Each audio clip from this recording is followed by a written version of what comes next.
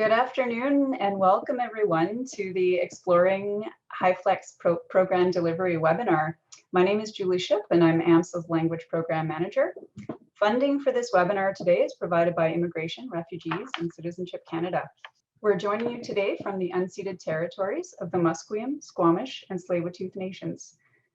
I personally just moved to the Coquitlam First Nation land area, and I'm feeling super grateful these days for the ability to live and work on the land and explore such beautiful rivers, lakes, mountains, and just really grateful for that. So the agenda. First, I am going to start off the webinar with an introduction to terminology, and then Wendy, joining from Vernon, will share her initial inquiry process, research and learnings from her trial setup. Next, Donna will present the Immigration Education Society's hybrid pilot project, including how it's been working with 3 literacy classes. Third, Gerald will share his learnings and plans for implementation, as well as a demonstration or through demonstration. And there will be time for a few questions after each of the presentations. We think there will be, and definitely a final time for Q&A at the end. So you can ask anybody a question at that time. So a disclaimer, since April, I have been working with link providers and other educators to understand the concerns, questions, and benefits of adopting a new blend of in-person with simultaneous live online language instruction. I just want to note though that AMSA, through this webinar, AMSA is not endorsing any particular approach to technical delivery, but we're just providing room for the conversation to take place and for you to share information with each other and ask questions of each other. And we definitely understand the budgetary time and human resource costs associated with training staff, accessing and setting up equipment, and so on. So we're not endorsing any of these approaches as AMSA, but creating the space for sharing.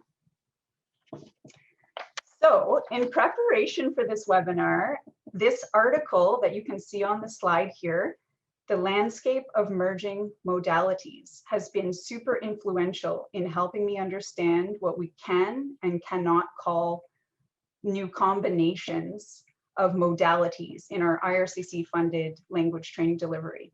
So that we're all on the same page here, modality refers to the location and the timing of classes or interactions. And credit for what I'm about to share goes to Valerie Irvine, Assistant Professor of Educational Technology and co-director of the Technology Integration and Evaluation Research Lab at the University of Victoria. She wrote this article, The Landscape of Merging Modalities. So she says that we must focus on the meaning of our words in order to create a shared understanding for the future of our academic discourse or our conversations, for our professional practice, and for our learners. It can get very confusing if we're all using different language to refer to the same thing, or if we're using the same terms to refer to different methods in practice. So you can see on the slide here, the most common emerging terms from her article. So the ones that are most commonly emerging are in orange with the number of times that they were cited in her research.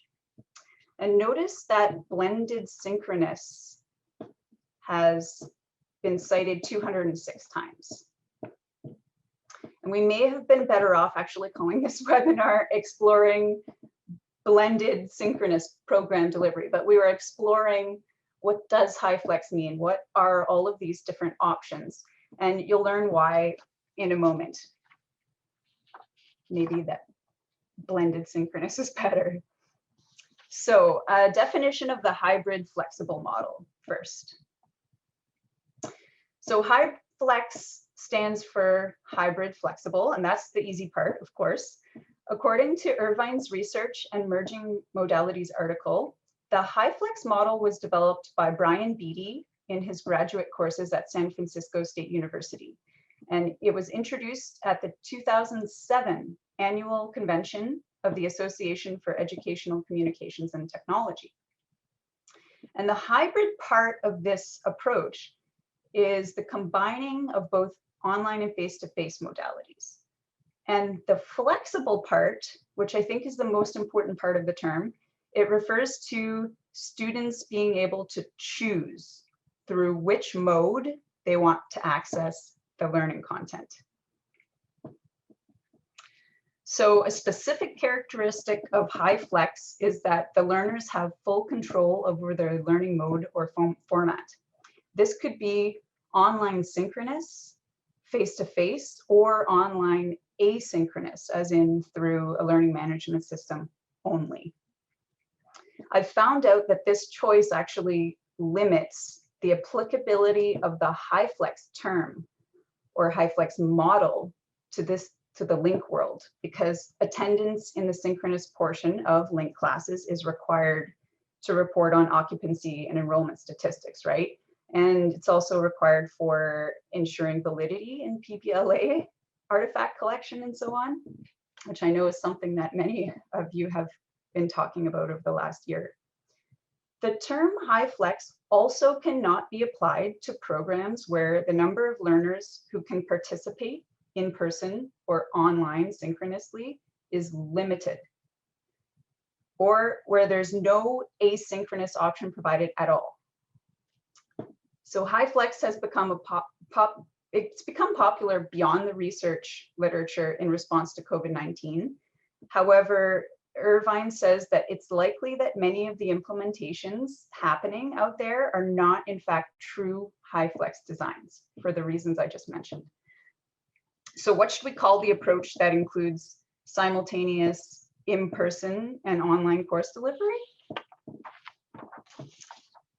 The term blended synchronous was proposed in 2013 by an Australian team, and they define the modes as learning and teaching where remote students participate in face-to-face classes by means of rich media synchronous technologies such as video conferencing, web conferencing, or virtual worlds. And another term for this same concept is synchronous hybrid. And it's defined similarly as classes where online and face-to-face students interact during shared synchronous sessions. So if for September, you're imagining merging face-to-face and online synchronous learning environments, blended synchronous would probably be the most appropriate term to use. In the article, again, Valerie Irvine discourages the use of the term hybrid learning, which is quite easy to use because it's pretty open-ended, right? And it's more neutral. She says this is because in the COVID-19 pivot, the terms being used to include both concurrent and consecutive modality mixing. And consecutive meaning that learners are required to participate in both face-to-face and online class components. What we were calling in the past blended learning with, you know, the online and the learning management system on a Moodle or something. And the concurrent meaning both the merging of in-person and online learners synchronously. So using this term, hybrid learning can create problems when describing the format or the modes because it's pretty ambiguous, and hybrid learning can be many things. So let's launch a poll here. We'd like to know what stage of blended synchronous delivery learning your organization is at. It looks like many of you, majority, well, 42%, almost half of you are saying that your organization is exploring blended synchronous or probably some other option. So that's great. Thank you for participating in the poll. So to conclude my introduction, I've pulled this slide here from Rob McBride's Avenue presentation for one of our last webinars. I think this slide is useful to help show that the presenters that you're about to listen to are examples of early adopters. And you can see this left orange part of the slide here. 13.5% are early adopters in this innovation theory or diffusion of innovation kind of bell curve by Everett M. Rogers.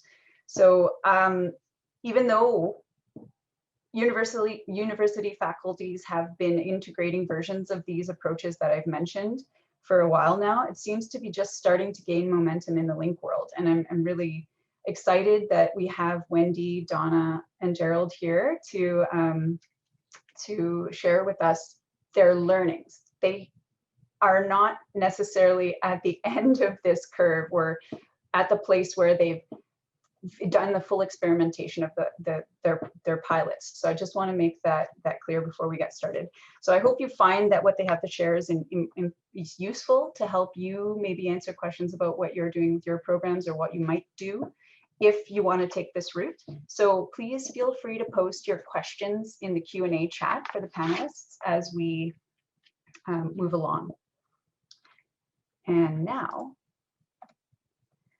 for a surprise announcement from Jared Soanes, manager of the Settlement Network for IRCC BC Yukon, who will say a few words about funding eligibility. Hi, everyone, and thank you, Julie, for the introduction. When we contemplated, this topic, I did want to say a couple words. I think that we've been working for over a year now on a lot of adaptations to how language training has been delivered, and that's been there's been a lot of variety to that as we tried just to engage with clients without the benefit of a lot of time to plan, and we've seen a lot of great things happen out of that. I think it's very timely that we're now starting to ask ourselves, what does language training look like at this stage in the pandemic, but also in a little bit more of a forward-looking basis. So I wanted to acknowledge that some of the elements that you may see discussed today could be of interest to adapting to language training in a little bit more of a perhaps a long term as well, and draw your attention to the fact that our officers are also aware that this presentation is happening today, and we are looking forward to starting those discussions about what language training looks like in the longer term. Virtual options, including the ones that will be discussed today, which is partially virtual, partially in person, open a lot of doors that are, maybe a little unique and some changes in terms of locations, partnerships, and probably other creative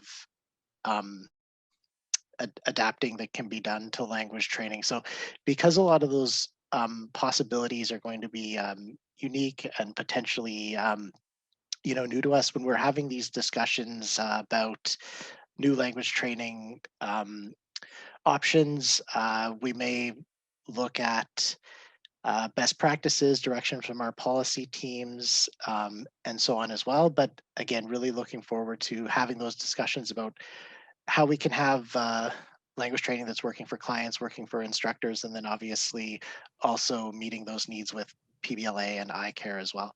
So that was everything I wanted to say today, and thank you very much.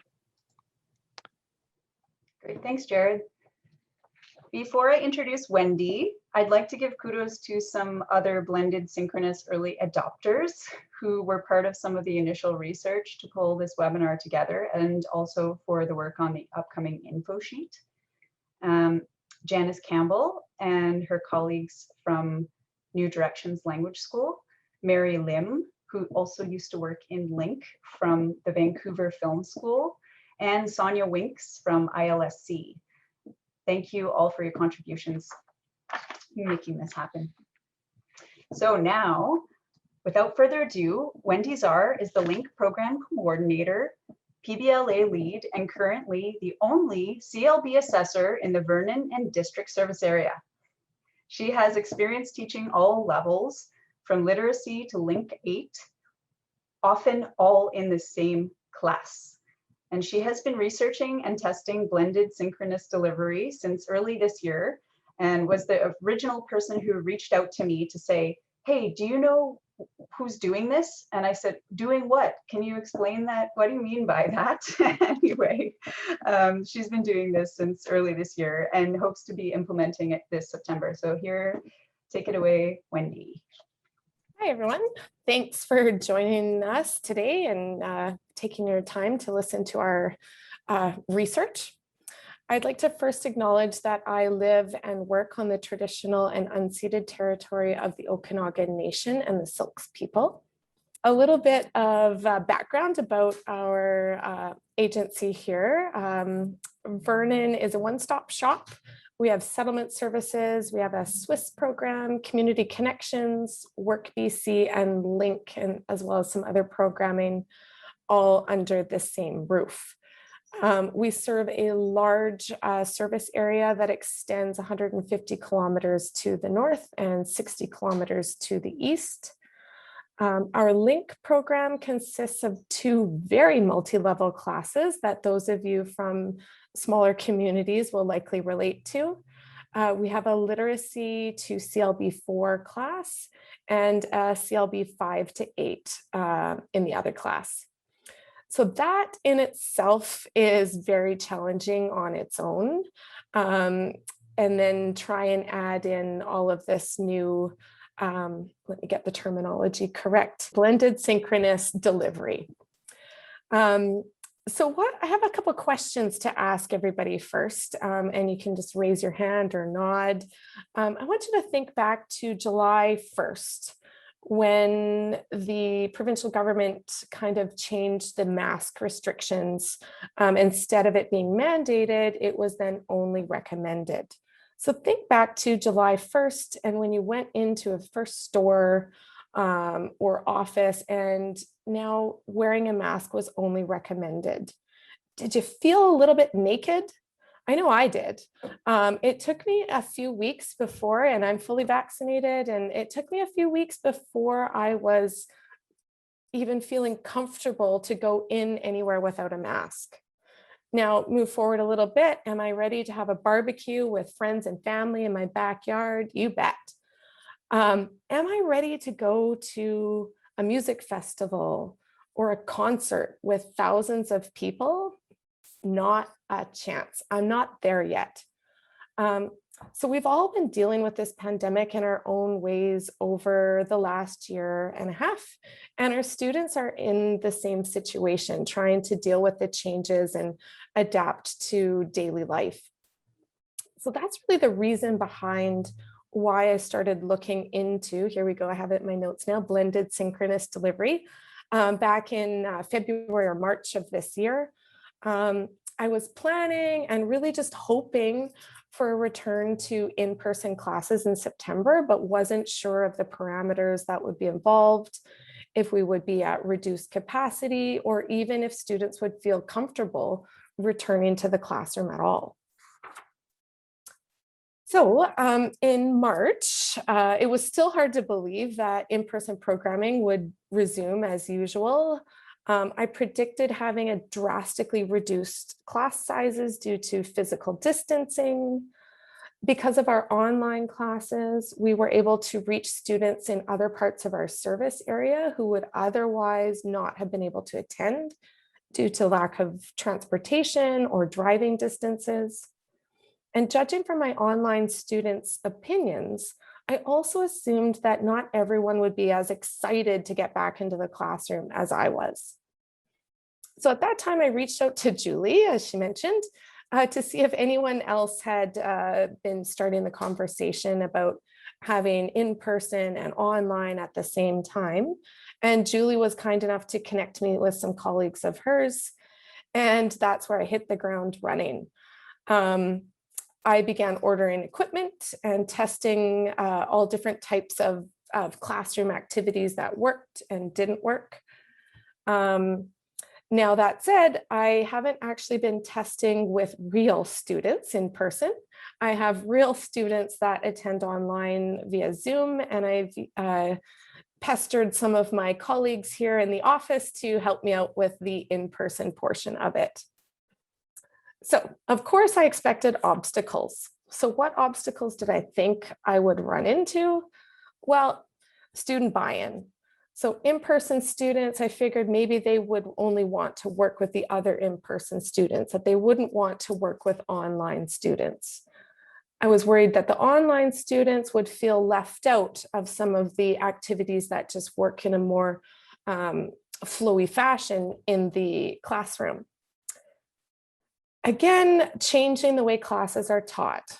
But hey, we went from in-person classes to online classes basically overnight. So this should be a piece of cake, right? So this is the classroom setup that I have been testing with. It worked with our budget and with the equipment that we already had. So most of the equipment like the smart board and laptops and stuff, we didn't need to go out and purchase any more of that. So it was a huge benefit to us because it fit within our budget. Also, the setup and takedown only takes a few minutes. So this is a shared room used by other staff members, not just a link classroom. So that was also important to consider. So what I have here in this black here is a 75-inch smart board up at the front of the classroom. Now you'll notice these red lines here are the solid lines are cables, just to make that clear, because that's one of the obstacles in the teaching experience here. So the smart board is connected to a laptop that sits on a cart that can move around the classroom. Now our smart board is a little bit older, so it doesn't have the built-in webcam. So I ordered another webcam that sits on top of the smart board and looks out with a whole view over the classroom. So the laptop runs one Zoom session, and basically it looks out over the whole classroom. Behind the laptop, I also have a smartphone running a second Zoom session, and that is really to provide the students with a close-up view of my face, because they said they were missing my facial expressions, and they also, for pronunciation, to be able to see the lips. So I've got one of these gangly tripods that sits behind my laptop there. Now, another issue I ran into was my face was really dark because of the bright smart board behind me.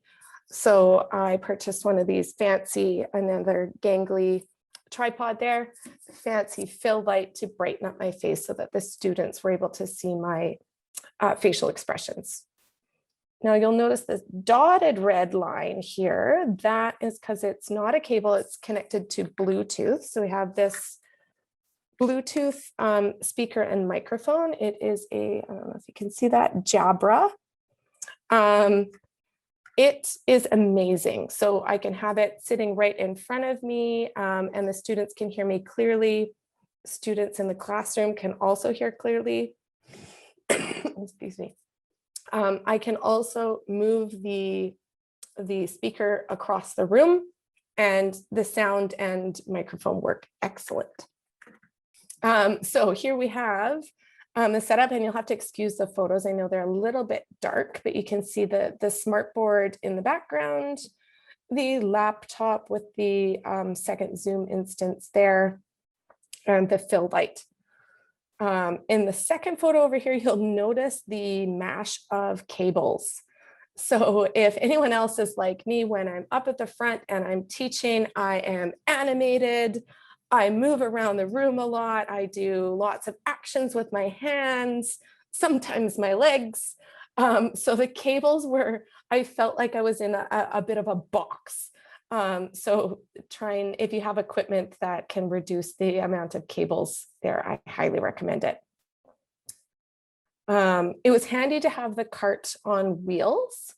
Since when there are real students in the classroom, I'm constantly moving. So being able to move the cart out of the way when we're doing some interactive activities was pretty handy. So in this one, you can kind of see a little bit more what it's like from the teacher view as well from the in-person student view. So while I'm presenting at the front of the room, You can see here the laptop displays the students attending via Zoom, while the smart board behind me displays the presentation for the students in person and is shared through the share screen on Zoom. So when doing a whole class discussion, the Zoom students can be displayed on the smart board there behind me, and in-person students can see who is talking and interact with them through the Bluetooth speaker. So preliminary results, let's do the challenges first.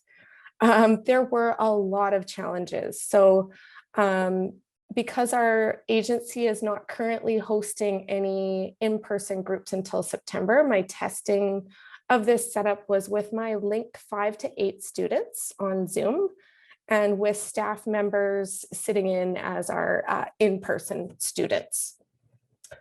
This is definitely a setup that takes practice and time to get used to. The level of multitasking is unlike no other. So I know when we moved from in-person to online, that kind of changed things. And this is kind of in-person and online together. So you've got technology to deal with. You've got students attending at home from Zoom with their own technological issues. You've got the students in the classroom. So just the level of multitasking is very high. Another tip that I was given from when I was doing my research was to use the breakout rooms with the in-person students pairing up with at-home students or online students and getting them to wear headphones to eliminate the noise and feedback from the main speaker. So I tried this with 3 breakout rooms on Zoom and 3 in-person, I'll call them students. I found it really difficult to concentrate on what the students were saying that were in my breakout room, because my mind was going over to this breakout room and what they were talking about and what this conversation, what they were talking about. So I did feel it very difficult. I think with more practice, it'll get a little bit better. Feedback from the online students said that while the extra noise was audible, it wasn't as distracting once they got into the task. So it was just that little bit of transition time for them to focus. Now, keep in mind, this is a CLB 5 to 8 class. So I'm not sure, I'm looking forward to hear what Donna has to say about the lower levels. So far, we'll go to the successes. Student feedback has been very positive. The students like the setup of the cameras, having the full classroom view, being able to see all the in-person students, as well as having that close-up view of the teacher's face.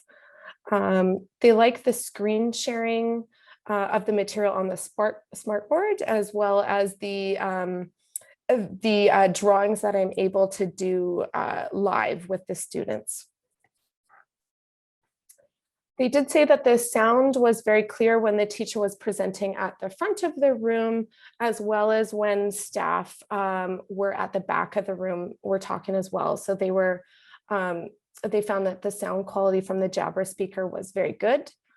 Other successes, it was very easy to field questions from in-person students as well as the online students, because I have the online students displayed and I'm just facing, so it's almost like everyone's in the same room. In-person students were easily able to interact with online students, and it was easy for students to log in from home or from in the classroom because they're all used to the Zoom technology now. So where does that leave us? I do still plan to go ahead in September and implement the blended synchronous delivery in my Link 5 to 8 as a pilot, as I expect we'll continue to see interest from students who live in outer-lying communities. I also expect that this model will be used when students must be absent for medical reasons or possibly on the wait list for childminding supports. So If it all goes well, I'd like to be able to offer training and workshops to our in-house staff as an option. Definitely would not impose this on anyone because it does take a lot of getting used to. So that said, I'm really looking forward to hearing the ideas that Donna and Gerald have to say. Does anyone have any questions on my presentation? We have a question from Rick. Wendy, it's in the Okay. Q&A area. Rick's asking, so would you have to be constantly watching to see if online students had something to say? How did open discussions work, if you did any? And also, how were the groups able to interact with each other directly, if at all? Yeah, great question. So I would say you're not really constantly looking to see if they have something to say, because they have the Bluetooth speaker and it's connected just like you would be in a regular Zoom, and it's broadcast to the whole room just as if they were there in person via audio. The open discussions, we did do open discussions and the same thing. So that is when I would take the Zoom session and put it on the smart board behind me so that the students in person could see, and then it just kind of highlights who is talking, and the sound again comes through the little Jabra speaker. So that was for whole class discussion, which was much easier to do than the breakout rooms. With the breakout rooms, you had the 3 separate discussions, and while the online students found it not so bad, the people in the classroom said it was very difficult to concentrate. Great. Assessment, nope. Can you read the question out, Wendy? Just I've so got it, everyone gets it. So the next question from Paul is, I'm curious if you have tried any assessment situations with the setup. Wanted to add to what have you put to, oh, thank you. What you have put together is amazing. Thank you, Paul.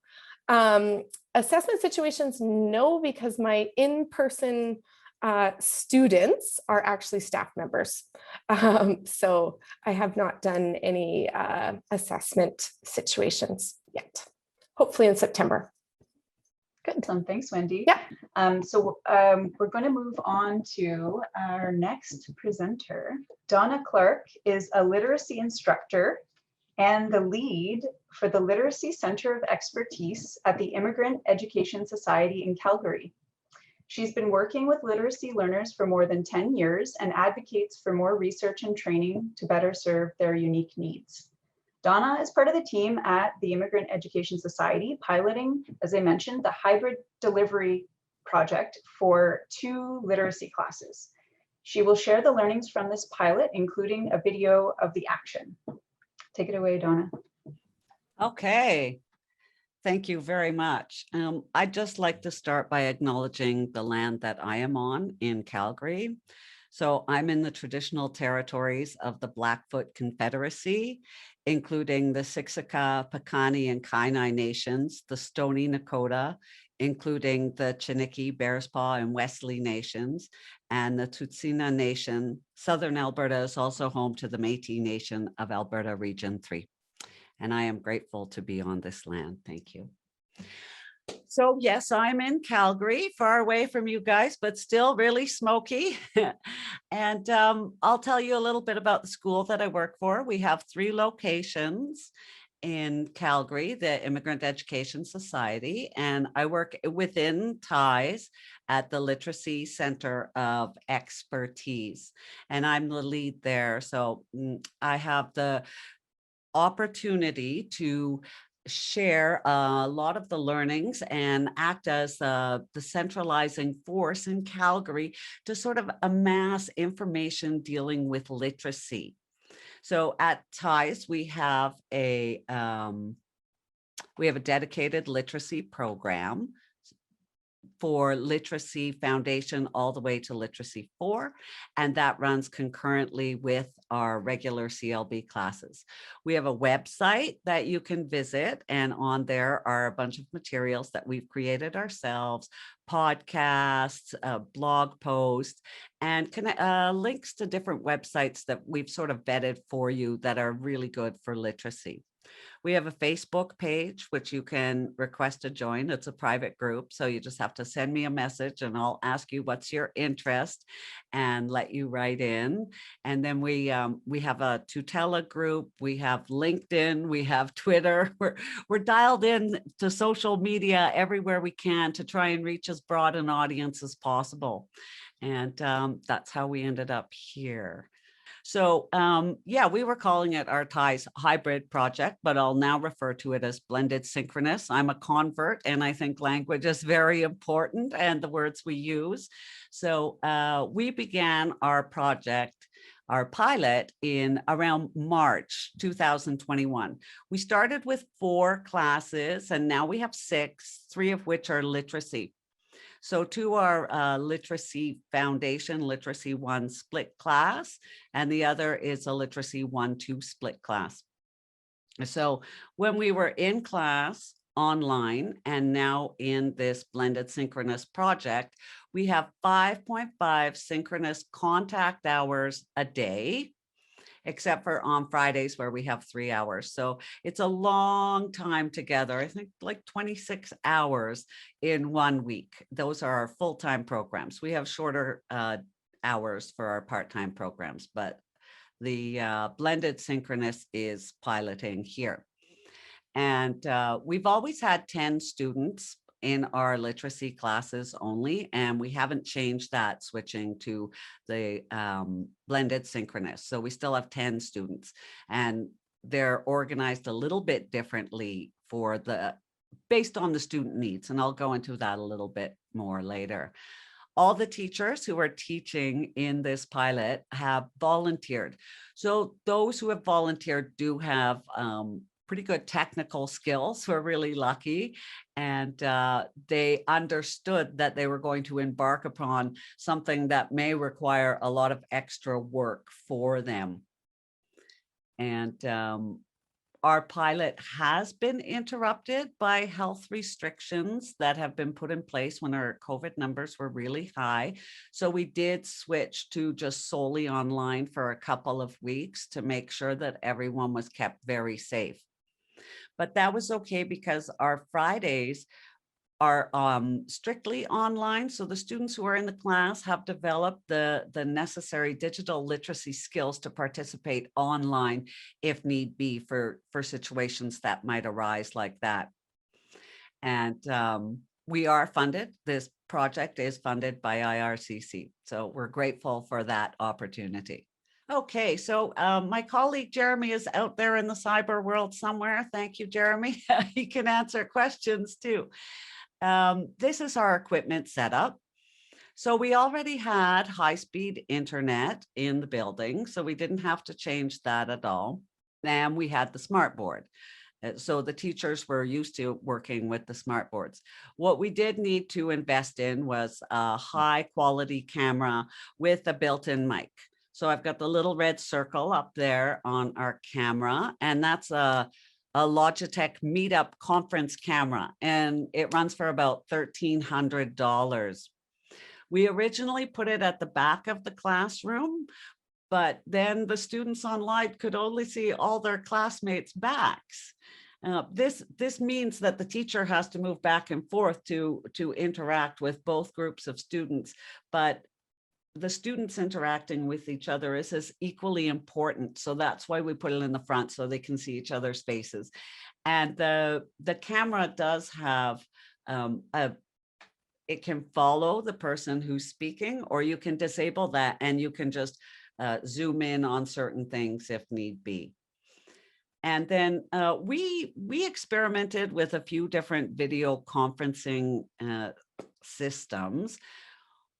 And we decided to keep with Zoom. And one of the reasons that we did that is because when you are sharing the screen in Zoom, you can see the participants who are online.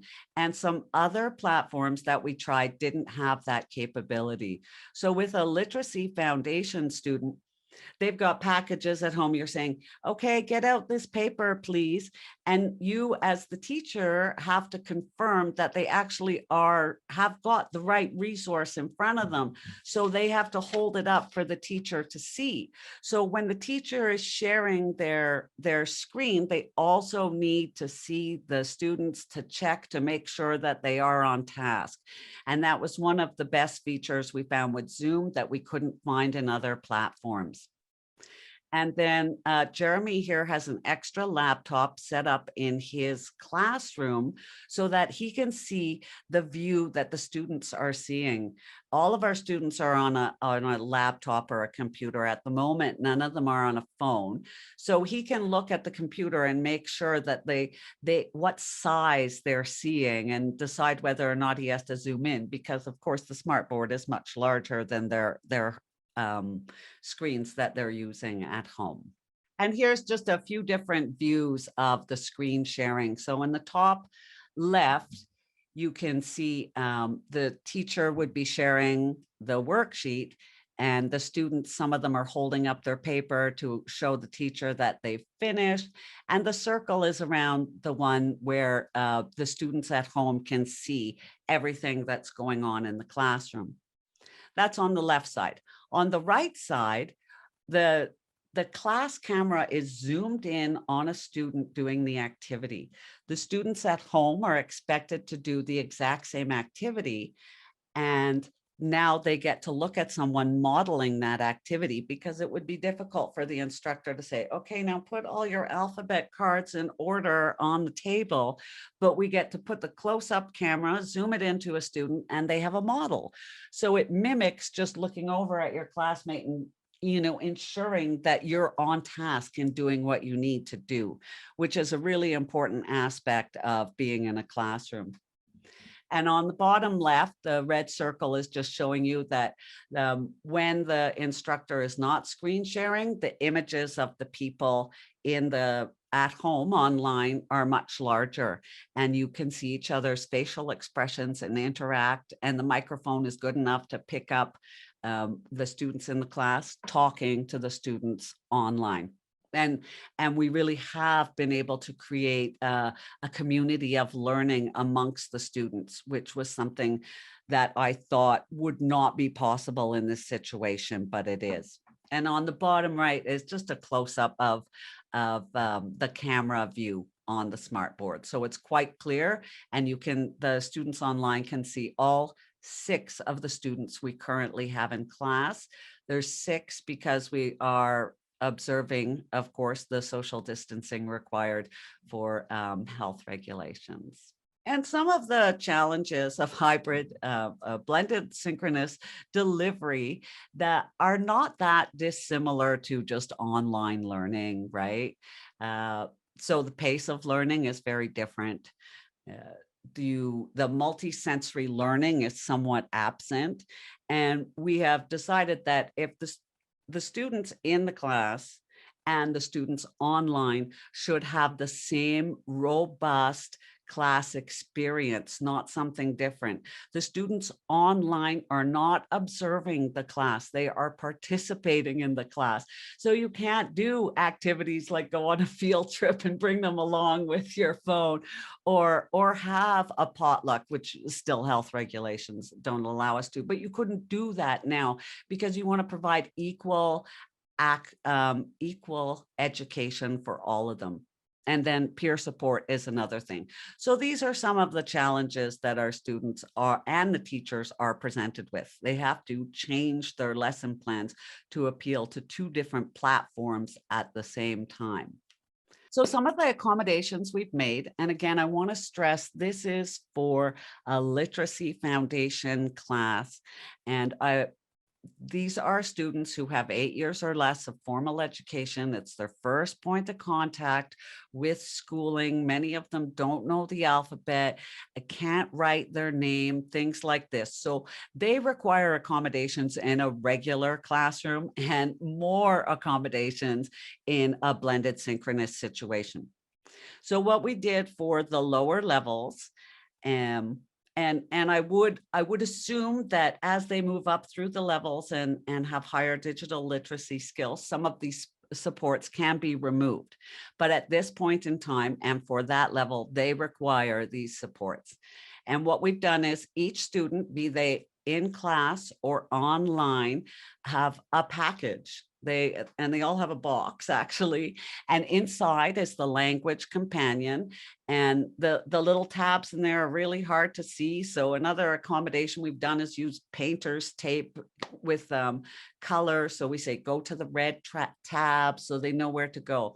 They've got binders, supplementary worksheets for phonics, stories like Cassie and Dammy that we've created at the Literacy Center, and all the necessary supplies, scissors and glue, and the whiteboard, which is really my favorite part and something that I plan to use even if we're solely online at any time.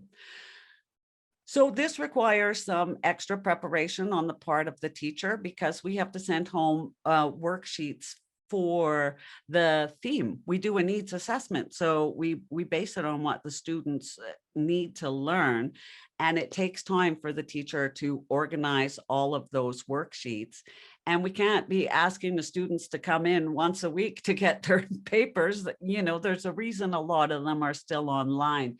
So you have to be prepared much more in advance than maybe you traditionally were. So maybe you used to go in school in the morning and photocopy your papers and go hand them out to your students for the day. Well, now you have to know what you're going to do about a month in advance. So these accommodations require extra preparation for sure. When possible, one-on-one computer training is the best thing. If not, we need to harness all the community as much as we can, leaders in the community, family, people who speak their first language. We have mostly been doing one-on-one assessments to ensure validity.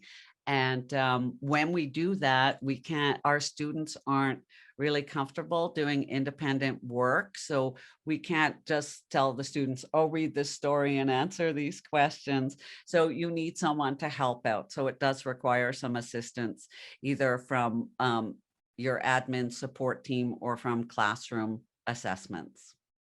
Right, so we're going to play a video. I'll just take a minute to set up the video for you. This is Jeremy, and he is doing an activity where each student has that sheet of paper in a plastic sleeve where they can write on it and then erase it. So this activity, we've edited the video down to predominantly showing you the interactions he's having with the students online as opposed to the ones in the class, because we think you're familiar with how we interact with students in the classroom. And the first, Nasima is the first student who spells their name. And she's in the classroom, and Okba Gergish is the second person to spell his name, and he is online. So you can see how they both interact with each other. You'll also hear Jeremy refer to in the basement, and that is a handwriting technique, a strategy that we use to help students write hanging letters. So this video is 2 minutes and 22 seconds. So I hope you enjoy it and it gives you some insight into how it's done. Keyboard and the marker. Great job, Abgu.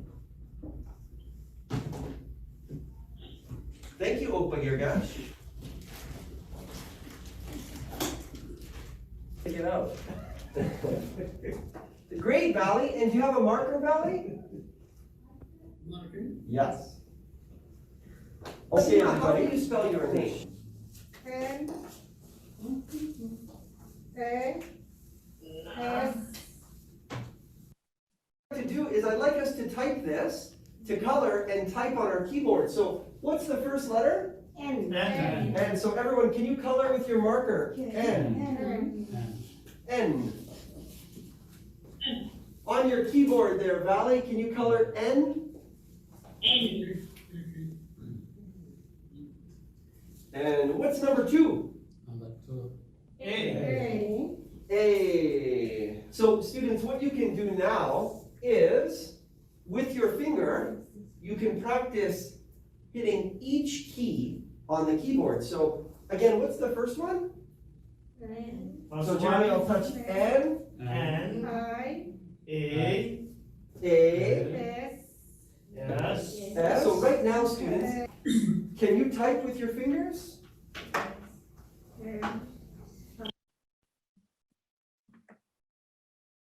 M.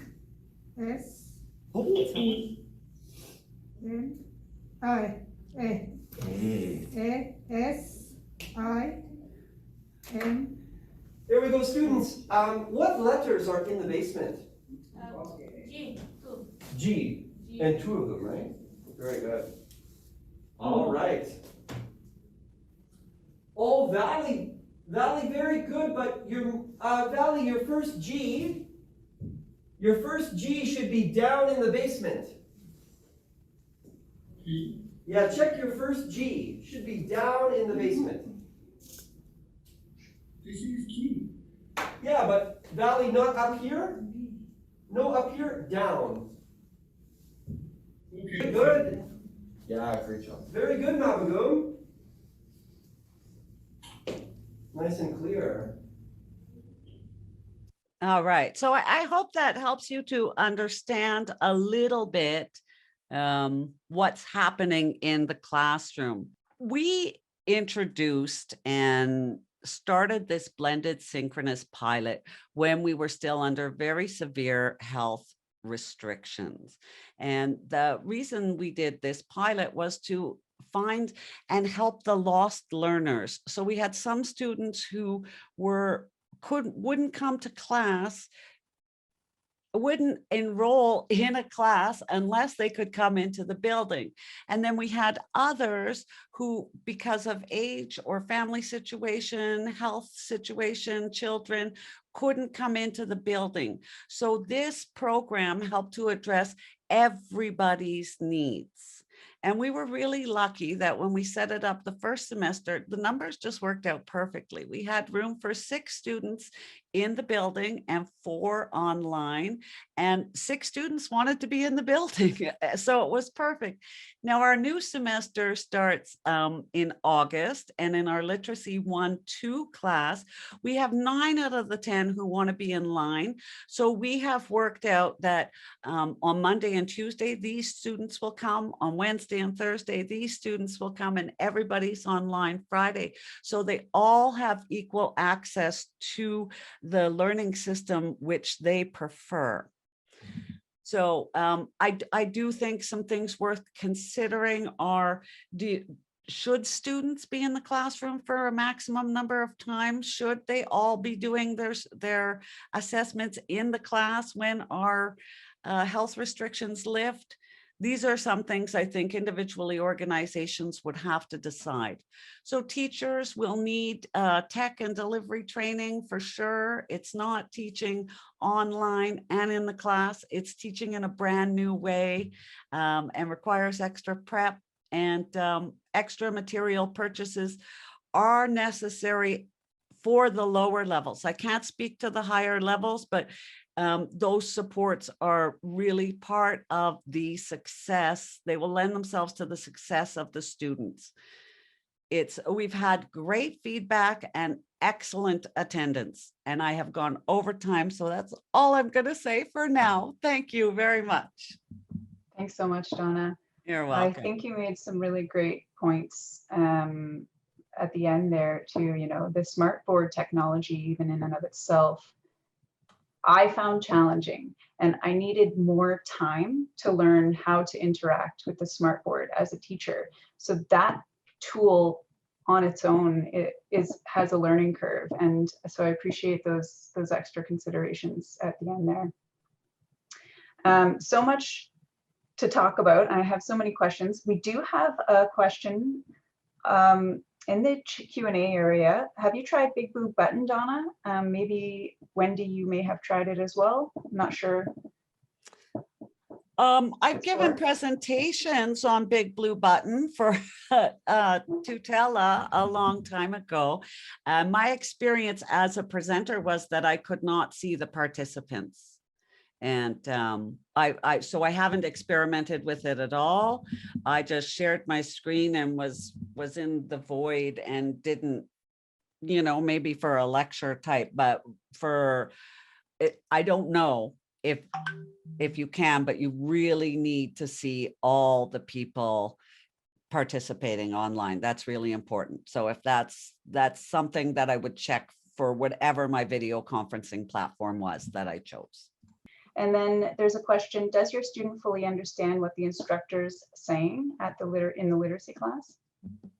Well, you know, you didn't know their voices. When I watched the video, I know who's talking, who's online, and I know who's talking, who's in the classroom, and they are equally participating.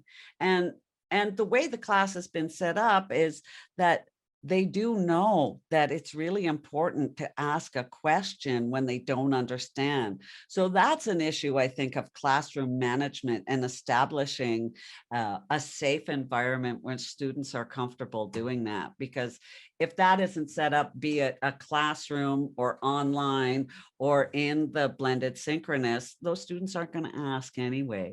But the miking is good, and they are equally participating, and we can see them, and they talk to each other and they ask each other questions. And when someone at home is saying something, the other students are like, no, it's this and it's that. So they do hear each other, but literacy students do have some comprehension issues for sure, but they're really comfortable asking. Great, thanks, Donna. So let's take one more question before we move on to Gerald. Rick has asked, Donna, thank you for that, and I appreciate the video. Very nice to see this. One of my big concerns is that this system offers fewer options for students to use and manipulate physical materials, such as flashcards, blocks, buckyballs, etc., to learn, and that essentially you're offering an online lesson in a face-to-face environment for the students who are in the class. That seems to me that it would be slow progress for foundational literacy learners. I'm not sure if you've had enough time to properly measure this, but have you found this or not? Just thinking about realistic expectations for both students and instructors. So do you have any thoughts on that, Donna? Okay, Rick always asks us very good questions on our Facebook group too. He thinks really in detail. So I would agree to a certain extent that students online are learning at a different pace than students in the classroom. And that's why I think it's important for organizations to consider whether or not students should have a mandatory number of days in the building in person. And I understand that having something physical and tangible to anchor your learning to is super important for literacy learners.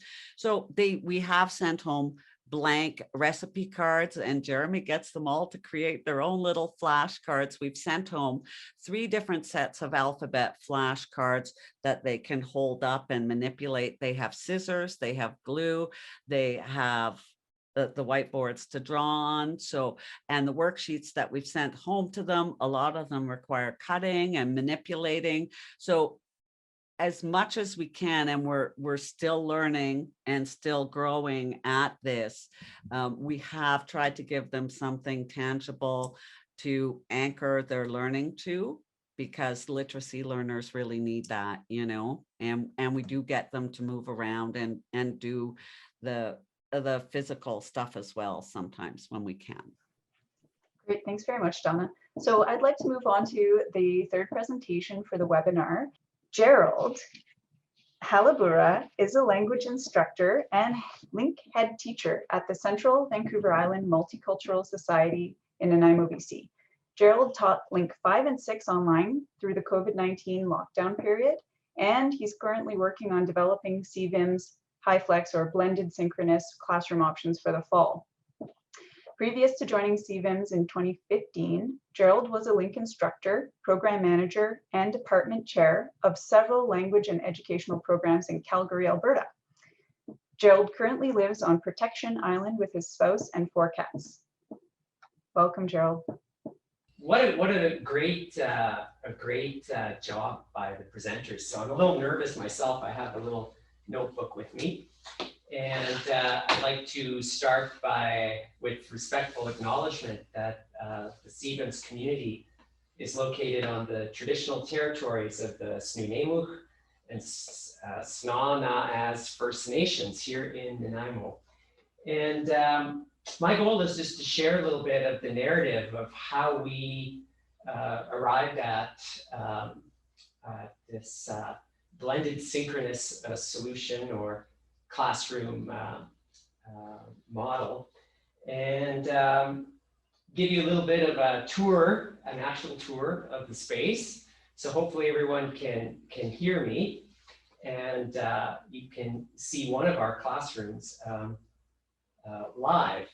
A little bit about us. CVIMS stands for Central Vancouver Island Multicultural Society, and we serve the city of Nanaimo, along with some of the communities in the Mid-Island area, from Parksville to Qualicum Beach, Coombs, that whole Mid-Island part of Vancouver Island. And our agency provides a full range of services, very similar to Wendy's, with settlement services, employment support services for clients. We have child minding services, and a whole range, kind of a one-stop shop place for newcomers to this part of the Vancouver Island. Our LINK program, we have about 120 students, ranging in all levels, from 1 to 7, 8. And it's been quite a journey over the past year as we've tried to continue to provide service to our students and our clients. How did we get here? It's a good question. In March of 2020, of course, we, as everyone, were presented with this challenge of how to continue service to our clients during the initial lockdown period. And we were very lucky that we had a couple of, I had a couple of colleagues that really started us on this process and helped us start. They might even be here, Corinne and Barb, introducing us to some online technology that we began to experiment with prior to the lockdown. The key ones being this little Edmodo platform that is a asynchronous, almost like a small LMS that all of our students, most of our students had access to and had some experience with prior to the lockdown. And that was a huge bonus for us, because when we went to the lockdown period, we had this jump off point, this platform that we could use that students had had some time previously when we were in the classroom to be able to log in and to be able to use and become a kind of point of contact. So that's really was a first step for us, having students use that. And then Zoom, because we could post Zoom links on our Edmodo page. Each class had its own closed virtual space online where instructors could post daily activities, and of course the links to Zoom, where we had synchronous class time. And I think as time passed and through the different stages of what kind of service we could provide in the classroom, we began to think about this idea of how we can gain or keep the benefits, because there were a lot of benefits from having an online platform and using Zoom. Some of them included being able to provide service to communities that are outside of Nanaimo, such as Qualicum or Parksville, because students having difficulties with transportation and so on. So we wanted to keep that or continue to explore that. And I think also everyone has different levels of comfort as we are coming through back into face-to-face service. So we had some clients who preferred working at home online using both asynchronous and synchronous classroom activities. So I started to experiment with laptops and both in team meetings and with students, and found that it was very challenging, just the technology of it, to deal with things like echo and background noise and so on. We also were challenged by some gaps where, in terms of literacy, online literacy for technology, there it is. And so some students found it more difficult, both from an equity point of view and having access to devices and so on. So these were all questions and challenges we faced as we began to explore this idea of piloting a mix of the two, this kind of blended synchronous classroom option. So I'm in one of our classrooms. It's always odd, I'm not sure where to look. I'm still getting used to it. I have a small remote that I can use to move the camera, both to zoom in and zoom out. And the way I'm set up right now, I can't really see myself. So I'm just kind of watching the camera. Maybe we can go to the next slide and I can talk a little bit about what we have in the classrooms. We have moved fairly quickly from laptops to the classrooms being set up with some of the equipment. We have currently 4 classrooms that have an instructor space. They're equipped with whiteboards, and as you can see, the whiteboard is behind me. The building has quite robust Wi-Fi, and there's an instructor kind of workspace where the instructor's kind of base is, where the microphone is located and the camera. So if we switch to the next one, I thought I would try to be techie and show you or talk a little bit about the equipment, and if anyone is interested in terms of what that kind of equipment is with the cameras and so on, and its specifications, I can always share that with you. So our 4 classrooms pretty much have this setup, and that gives us the ability to have students in the room and at home that they can experience that learning kind of environment in both. Part of our challenge is trying to make sure that that experience is similar and that they have an equal experience, a kind of equality of experience between the types of learning activities that are happening at home and in the classroom. And that's a big challenge, to make sure that it's equally rich. My plan, or plan for the pilot going forward, is to continue to use some of the techniques that we experimented with when we were fully online. I have a little bit of information about the actual equipment that we have set up. So the camera that I'm looking at is just posted above me on a little beam. And again, as I said, I have a little handy dandy device that I can move the camera about, backwards, forwards, up and down. I can zoom in and out if I would like to. So that gives a little bit of control over what I'm able to show. The microphone is just above the teacher desk. And the whole system, the components, it's a Clear One Collaborate Versa Pro 50, if you're interested in some of the technical details as far as the equipment specifications. We have a ceiling microphone that's behind me. It's got 360-degree coverage.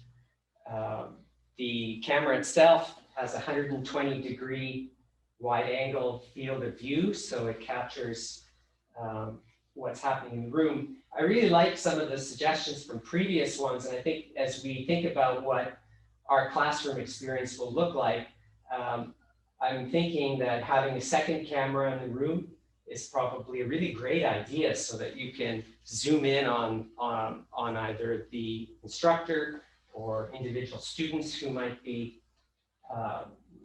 participating in an activity. And then of course the smartboard technology, which is behind me. And those are the kind of equipment that you see around me and that we're using. In terms of planning. Can I just interrupt you for 1 second there, Gerald, because we have a question from Graham asking for a demonstration piece. Is our current view the same as the remote learners view? I think for a demonstration, what we could do, I'm not sure if I'm able to share screen. Yeah, that would be great. And Graham also asked, can you show how you would zoom in on the screen so remote learners can see the screen? Oh, okay. Can I share screen? On your share screen, you should be able to see a link or a web page that I'm sharing. So the students at home and the students in the classroom would be seeing the same thing. So at home, if you're using a laptop or whatever device you might have, on the shared screen, you would be able to participate or to see this. And the students in the classroom, of course, can see this either on a device or else on the shared screen on the smartboard. Now, something that I generally do, and let's see if I'm able to share this now, is for each class, I have an agenda. So can you see my agenda? Yes. Okay, so for each Number 2, breakout. That's correct. So what I usually do is prior to class, I will be posting, kind of using a flipped classroom model of delivery, where the students will use the Edmodo platform to access certain, let's say, video or perhaps some online activity that I would like them to do that are like skill building activities, so that both the students in the classroom and the students at home have had some chance to participate or to try those, okay? When we meet together, so I would have someone like my colleague Jillian, who is in front of me, plus I have students who are at home, I would be sharing what I would have as a kind of agenda. And what I found that's really useful as far as a way to ensure that everybody participates is to have this as kind of a touch point for both people at home and people in the room. You'll see one of the first things I tend to do is to have a speaker's order, so that I'll put the students' names, and we kind of have some classroom rules that we follow, or both online and in the class, so that people know that we have to take turns. Because one of the things that that we've all experienced on Zoom is people who might interrupt or might jump into the conversation, or maybe a kind of chaotic situation. So very quickly, part of our classroom routine is that each student's name goes into a speaker's order that I would call on as we go through the class to kind of organize participation. So the people at home would be seeing what you see. And I would take them through the different activities. So for example, this is just a lesson I just kind of put together. I was thinking about how we could use, just to give you an idea of the kinds of things that we might do.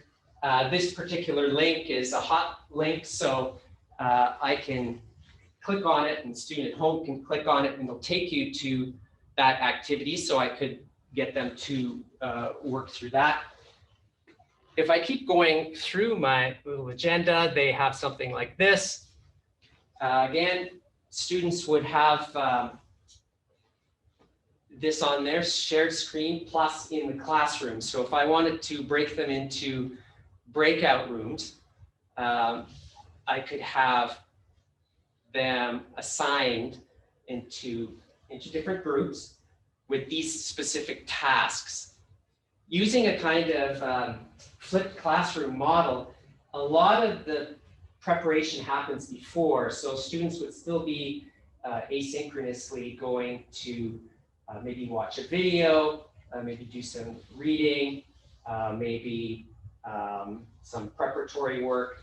Then when we come together, a lot of the time is spent in practice production and interaction. And so if I had my different groups, I'm kind of thinking mixing between groups online and in the classroom. It's challenging, so often the breakout group online is going to be its own group and the classroom groups are here, but they have specific tasks that they have to finish. For example, watch a video, then they have to discuss it, they have to produce some answers to these. Then when we come back together, I will type answers as they go, or maybe we have a student who will do that to have share their responses.